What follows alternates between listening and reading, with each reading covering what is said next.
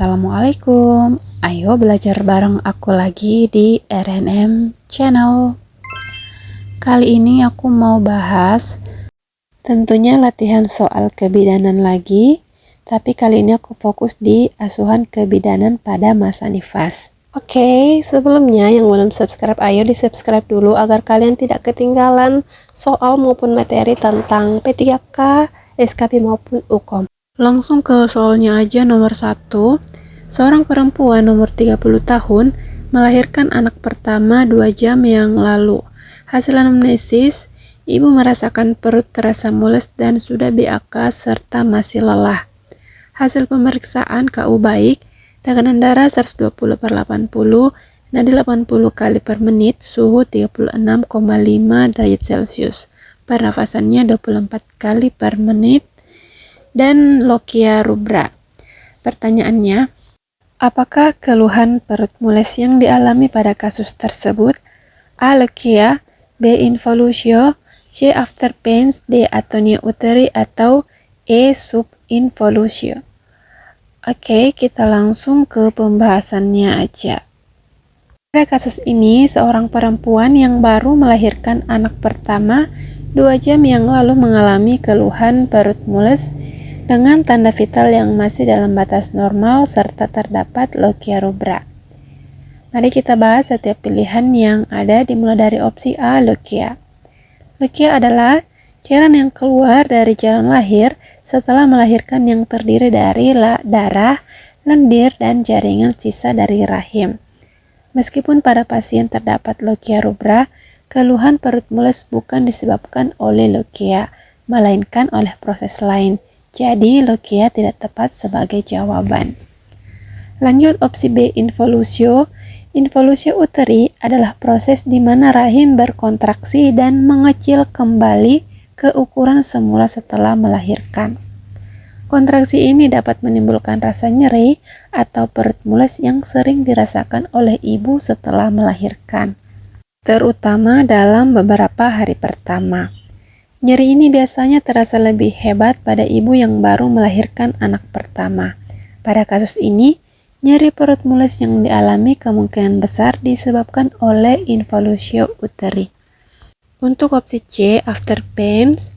After pains adalah istilah yang merujuk pada nyeri atau kram yang dirasakan oleh ibu pasca persalinan akibat kontraksi rahim yang terus berlangsung untuk menghentikan perdarahan dan mempercepat proses involusio. Namun istilah ini lebih umum digunakan pada ibu yang telah melahirkan beberapa kali, di mana rasa nyeri biasanya lebih berat dibandingkan pada persalinan pertama. Jadi, meskipun gejalanya mirip, pada kasus ini ibu melahirkan anak pertama sehingga after pains tidak menjadi jawaban yang tepat. Lanjut untuk opsi D, atonia uteri. Atonia uteri adalah kondisi di mana rahim gagal berkontraksi dengan baik setelah persalinan, yang dapat menyebabkan perdarahan postpartum. Pada kasus ini tidak ada tanda-tanda perdarahan hebat atau masalah kontraksi rahim yang serius. Sebaliknya, ibu masih dalam kondisi baik dan hanya mengalami rasa mules yang umum terjadi. Oleh karena itu, atonia uteri bukan penyebab keluhan ini. Untuk opsi E, subinvolusio. Subinvolusio adalah kondisi di mana involusi rahim berjalan lambat atau tidak optimal. Ini dapat menyebabkan perdarahan abnormal atau lochia yang tidak sesuai fase. Namun, pada kasus ini, pasien masih berada dalam tahap awal postpartum dengan lochia rubra yang sesuai dan tanpa tanda-tanda masalah serius. Oleh karena itu, subinvolusio bukanlah penyebab keluhan perut mules. Jadi dari setiap opsi yang ada udah jelas jawabannya B, involusio. Karena nyeri perut mules ini disebabkan oleh kontraksi rahim yang kembali mengecil setelah melahirkan. Oke, kita lanjut ke soal nomor 2. Perempuan umur 24 tahun melahirkan anak pertama 6 jam yang lalu. Hasil anamnesis, ibu merasakan perut masih mules dan sudah BAK serta masih lelah. Hasil pemeriksaan KU baik, tekanan darah 110/70, nadinya 80 kali per menit, suhu 36,5. pernapasan 24 kali per menit, dan lokia rubra. Pertanyaannya, berapakah tinggi fundus uter yang sesuai dengan kasus tersebut? A. Setinggi pusat, B. 1 jari di atas simfisis, C. 1 jari di bawah pusat, D. 2 jari di bawah pusat, atau E. pertengahan pusat simfisis. Di sini aku mau tampilin tabel proses involusi uterus. Nah, pada saat bayi lahir, tinggi fundus itu sepusat, berat uterus 1000 gram. Kemudian pada saat plasenta lahir, TFU 2 jari di bawah pusat, berat uterus 750 gram. Kemudian pada saat 7 hari atau 1 minggu, tinggi fundus pertengahan pusat simfisis dan berat uterus 500 gram.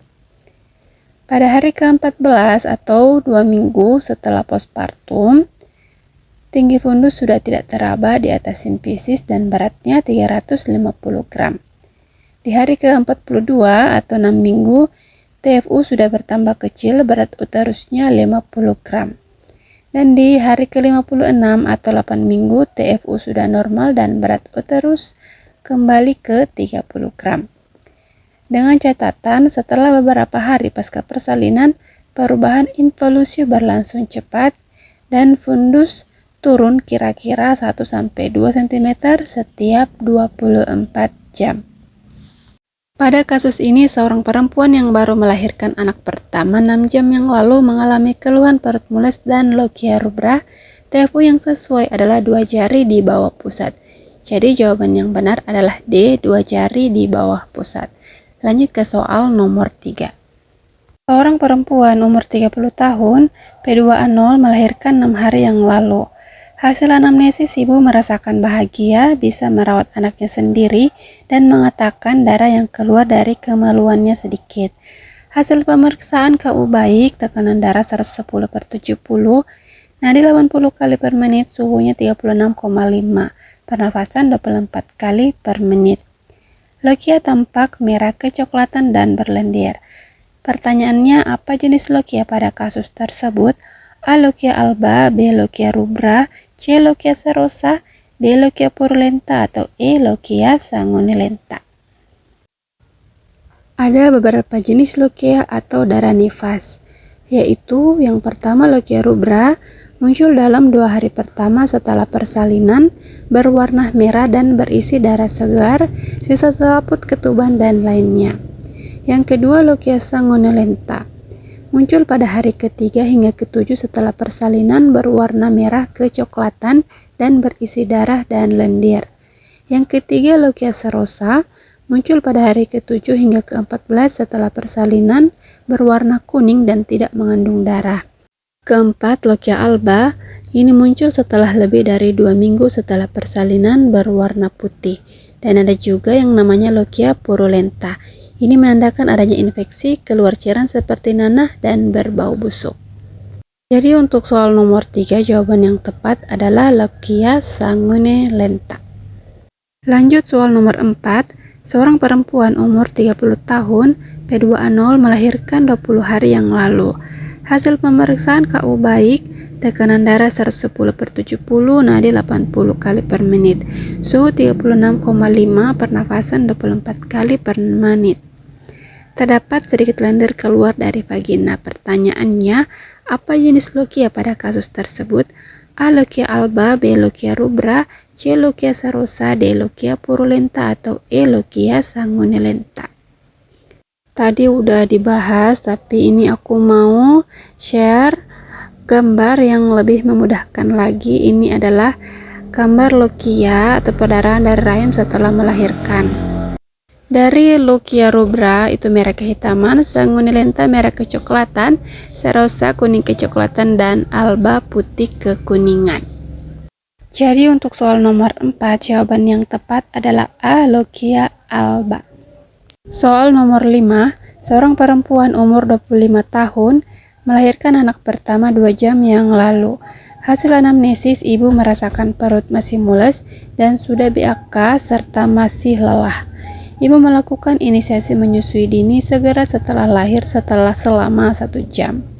Hasil pemeriksaan KU baik, tekanan darah 110/70, Nah, di 80 kali per menit, suhu 36,4, pernapasan 24 kali per menit, hasil keluar lancar lochia rubra, TFU 2 jari di bawah pusat. Pertanyaannya, apa jenis mekanisme involusi uterus pada kasus tersebut? A. Efek oksitosin, B. Atrofi jaringan, C. Autolisis autolisi, atau D. Iskemia miometrium, atau E. Iskemia endometrium. Kira-kira jawabannya apa? Ayo kita bahas untuk soal nomor 5. Pada kasus ini, seorang perempuan yang baru saja melahirkan anak pertama 2 jam yang lalu mengalami nyeri perut atau mules, tetapi dalam kondisi umum baik. Bayi telah melakukan inisiasi menyusui dini, hasil keluar lancar, dan terdapat lochia rubra. Mari kita bahas mekanisme involusi uterus berdasarkan opsi yang diberikan.